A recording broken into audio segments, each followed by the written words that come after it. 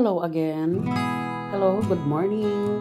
Gagawa tayo ng squash zucchini na sinasabi nila with meat, rice, and parsley,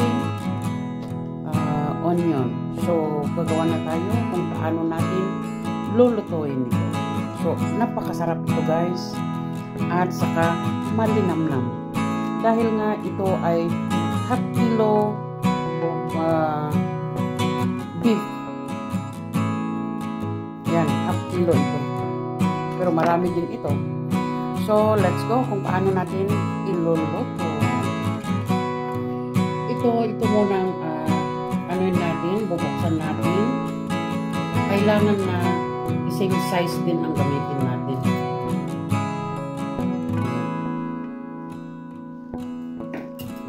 Ganyan.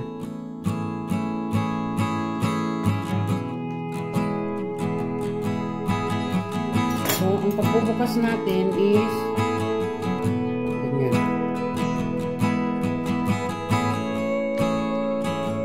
Ito yung gagamitin natin pangtakip. Pangtakip. So,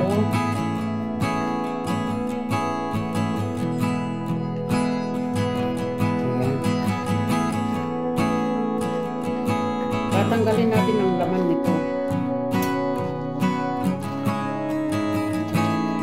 Ito naman gawa ng mister ko. Kita niyo na naman. Tachan! It's very nice, diba? Oh? Perfect. Ganyan lang. Itatabi ko ito dahil ito yung gagamitin kong pangtakip. Kailangan talaga tiyaga.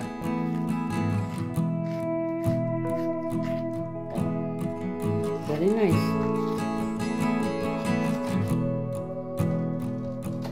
Ganito lahat ang gagawin ko sa 6 o 6 nga. And then basta titignan nyo na lang, maganda ito, masarap. Very easy to make kung gusto yun ninyo. Ito ay Greek food guys, Greek food. Ayan, ito na ano ko na guys, lahat o na-open ko na. Ganyan, ilalagay ko dito. Iluluto natin sa may katsarola. So, ito naman, itong galing sa Pulukiti kasi ang tawag dito sa amin. Yung squash, ihiwain lang natin ng manipis. Na hindi naman lahat, not all. Kukuha lang tayo ng panghalo din dito sa minced meat. Dito kukuha lang tayo ang ihalo natin at saka yung kasama ng bigas. Maghihiwa muna ako. Ayaw ko naman i-blender kasi nga after ng pag i-blender mo, magiging niya. Ibig sabihin yung maliliit ang ano. Ayaw ko naman yung masyadong maliliit dahil nga hindi masarap. Ganyang kapino ang ano paghihiwa natin. Hindi naman masyadong mapinong-mapino. Kasi iba naman kasi pag nilalagay natin sa blender, dahil pag nilagay natin sa blender talagang mapinong-mapino. Eh ayaw ko naman yung gumamit ng mapinong, yung sobrang pino. Oh. Ganyan lang. Itong mga iba na hindi natin magagamit, may gagawin pa tayo dyan. Pwedeng gawin na pang scramble eggs. Kung matitikman nyo guys, napakasarap yan. Scramble eggs na may zucchini, ang sarap. Subukan nyo rin minsan. Minsan. Ayan. Ganito lang ang ginagawa ko guys. Magluto. Ayan. Lalo na tong next month, naku, magiging busy ako. Tapos itong ano naman, yung parsley. Iwain lang natin na maliliit.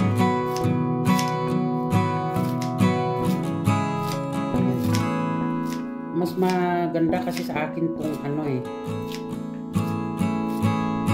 itong kunting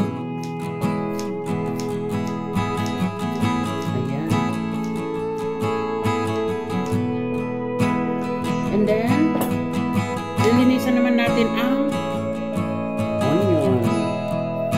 I-grind lang natin ang onion.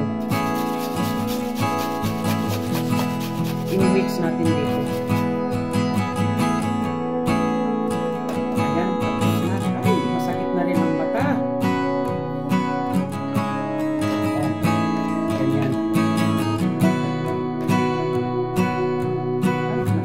masakit ng mata sa sibuyas. Ayan na guys, ayan na. Tabi na natin yan. O, diba? Ang ganda. Tapos maglalagay na tayo ng minced meat. Ayan. Okay guys, nandito na. Lalagyan na lang natin ng ito, itatabi na natin yan. Tatabi. Asin.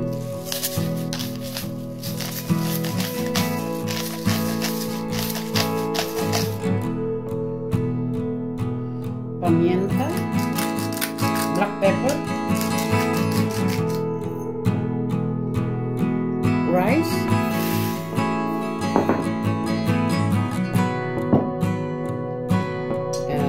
Olive oil. Kailangan maraming oil ito. Ayan. Mekos natin. Ayan. At saka, ayan. Ayan, ito naman lalagyan natin ng asin sa loob.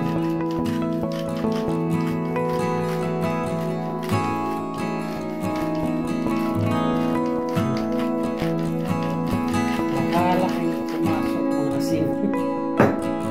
So, ganito na ang gagawin natin dahil nalagyan na nga yan. Ito naman ay okay na. Ganito ang gagawin natin. Ayan. Ganyan.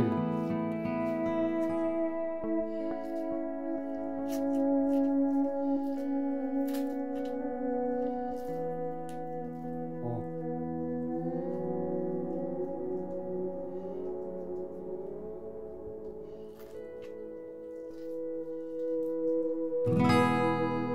Ayan. Ganyan lang ang ano natin. Pupunuin. Sobrang marami yata itong ano ko.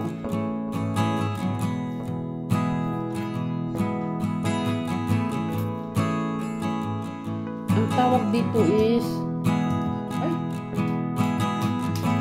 talagang wala na.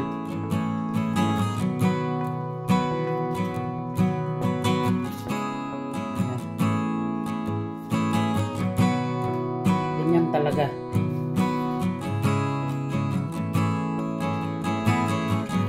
Ayan guys, may naiwan.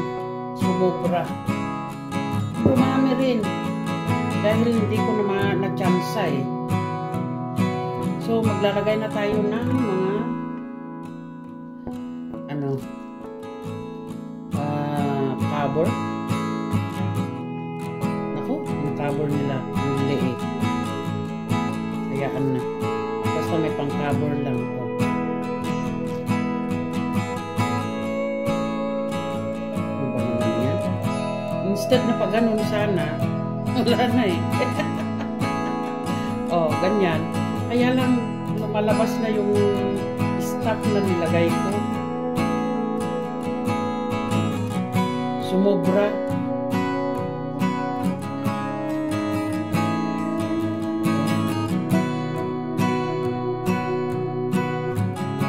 Ayan. Tapos na. Ganyan. Ito naman ay ilagay ko na lang dito. Kasi sayang naman kung itatapon natin ito. Ayan. Ganyan lang yan. Ilalagay na lang natin dito. Ganyan. Parang, oh, ayan. Bahala na kung maluto ka. Maluluto to sigurado.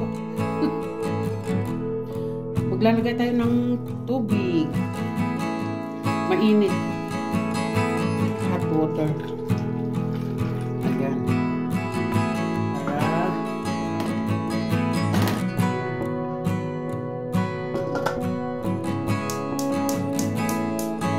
hayaan na natin maluto. At teka, ang tubig nga pala guys is hanggang sa maano dahil alam nyo naman marami ito, di ba? Hanggang dito para pag bumula ito na ano din ito, naluluto din dito sa taas. Kaya ganyan ang paglagay natin. At hayaan lang natin na tsatsansahin kung ang tubig, kung alam natin na hindi pa luto dahil ngayong may rice ito na ano, titignan na lang natin. Ano? Ayan na guys, ready na. Oh, ang daming sabaw. Nagkasabaw tuloy. Pero, ang gagawin natin is aalisin natin ang sabaw. Ayan.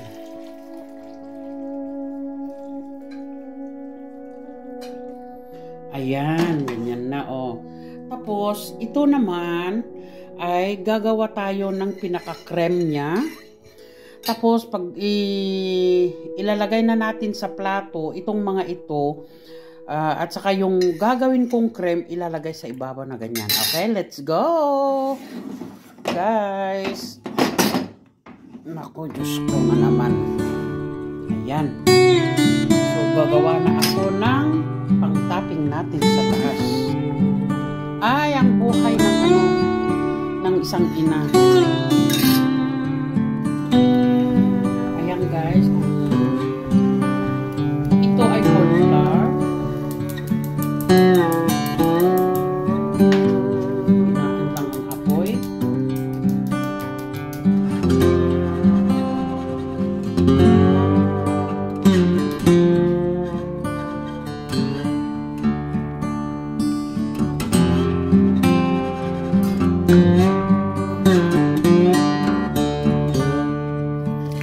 Medyo malapot na, basta lutuin natin yung corn flour. At the same time, maglalagay tayo ng 2 cubes of lemon.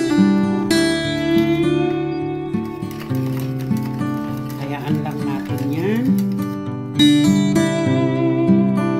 Ang apoy naman is mild lang, hindi masyadong malakas ang apoy. At hayaan natin lumapot. Natin kung may lasa ba? Yeah, very nice.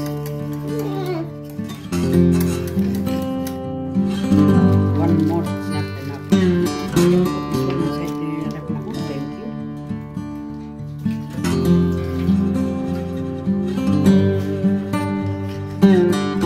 Ayan. Medyo malapot na.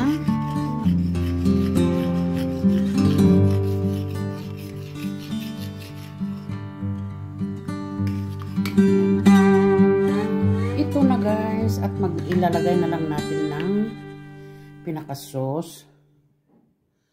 Ayan.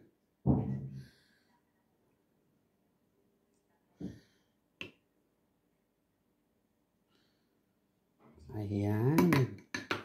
Ayan na guys. Maraming salamat sa inyong panonood, and mega love shout out sa lahat ng nanonood itong video kong ito. Maraming salamat. Bye-bye you and bye-bye.